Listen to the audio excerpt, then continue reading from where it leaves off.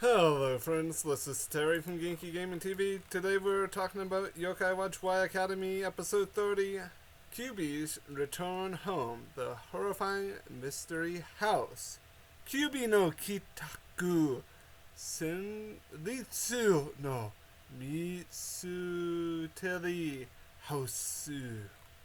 This episode starts off with a noodle slide. Everyone loves a good old-fashioned noodle slide, but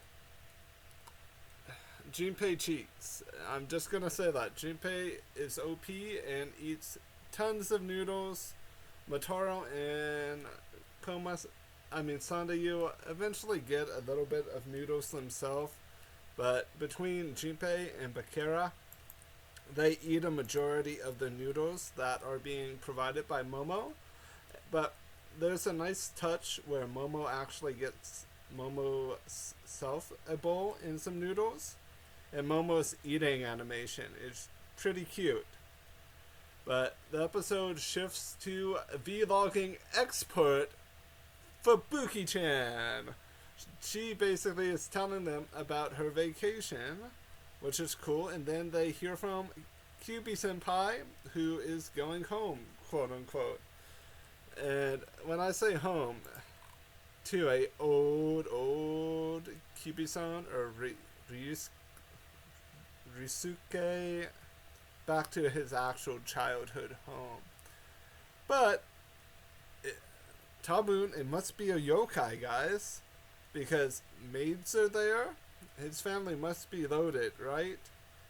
He is greeted by his doggo, which is Brunson, which is really cool. It's a nice touch.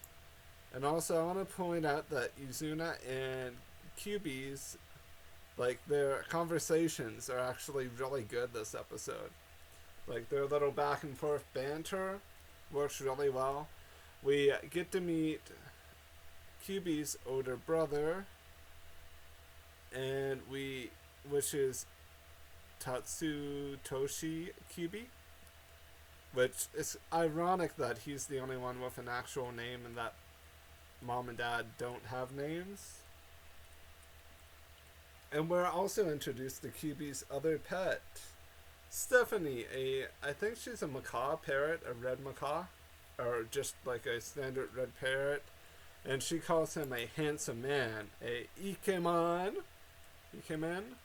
But Stephanie has been dead for quite a while, because of something that went on when Stephanie escaped. So, yeah. And Kyubi was challenged to chess by his father, and his mother offered to make him Omelette Rice, which is just like a staple Japanese food that you can get from different cafes and different restaurants, where you have a little omelet on top of a bed of rice. Usually with a little bit of ketchup or whatever condiment you want. The big dead giveaway is Kyubi remembers Stephanie isn't supposed to be at his house, and that this might not actually be his house. Also, this is the most Onryo that we've seen. And I want to point out that the home might actually be a reference to a video game, which I can't remember what it's called, but it's the predecessor to Resident Evil. And I don't have the opportunity to Google this, but the home basically inspirited Ryuusuke Kyubi, but was able to be defeated by Nine Tails. Also, guys, that rapier action and those upgrades, or that upgrade that Kyubi received, revolutionary blows, or Kakume no Burude, which is actually pretty good. Okay, also guys, the transformation song and the attack song for Kyubi, or for Nine Tails, it's really good. It's really catchy, and he actually uses Ogi Kami Bushin, or the secret technique carbon copy. Also, I think he does use Purple Dance or Murasaki no Mai as well during the episode. But everything was finished off by a combination of the house beginning to fall down and revolutionary blows with that rapier. But Kyubi-san, eventually deals with all of this anguish and actually sees the place for what it was. And my Japanese isn't all that terrific, but it seems like he received a text or something saying to go there. If I was a guessing man, him being like, it's not just his home that was inspirited.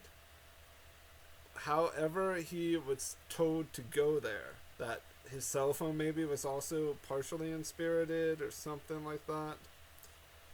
I mean, I may be deep diving on this, which I might be, but yeah, we don't see much of Jinpei and the gang because this is a Kyubi-centric episode, so I'm not going to talk about them anymore. I'm just really referencing the fact that it was just Kyubi and Izuna. So, yeah, and eventually Ryuusuke goes to his actual family home and was going to go in, but decides to not go in, but Brunson, the doggo, saves the day. And there is a aged dad, an aged mom, and a aged brother. And I'm saying aged because they are aged up from when we saw them in Mad Monster Manor, which is a much better name than The House, which I know it's a reference to Resident Evil, or the game that came right before Resident Evil made by Capcom, which I really wish I could remember the house. It has like 4 different characters, and each character has their own gimmick, and you have to use them all to play it. It's a good game. Something Home. Let me see if I can find it. I think it's Sweet Home. Yeah, guys, it's a Japanese game called Sweet Home. It's a horror game directed by Tokuro Fujiwara, produced by Juzo Itami.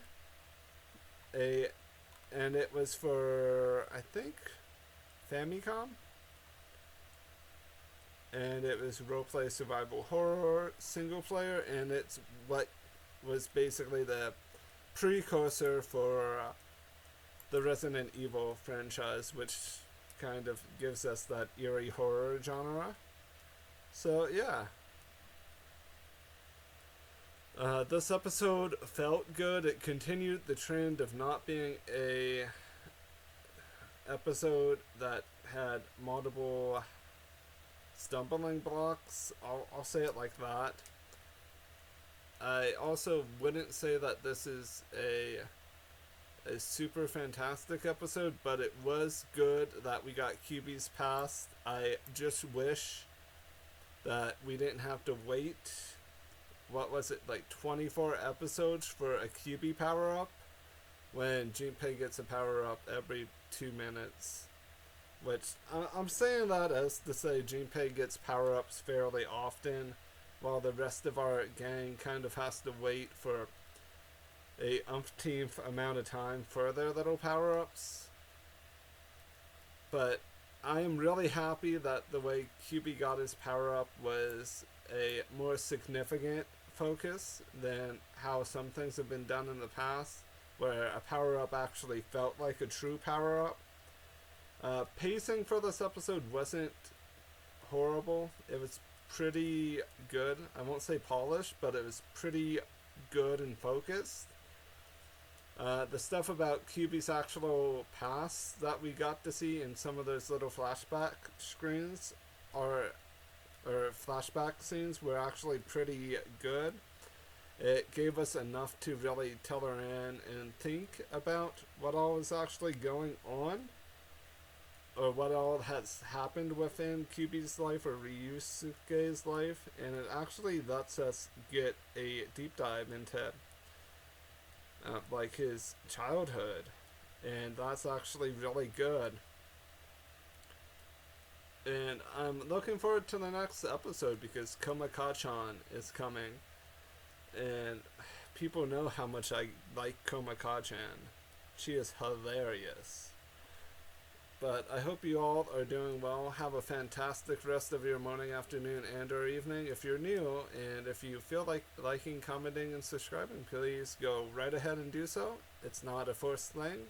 If you enjoyed the content regardless, have a fantastic day, even if you did not. Bye bye for now.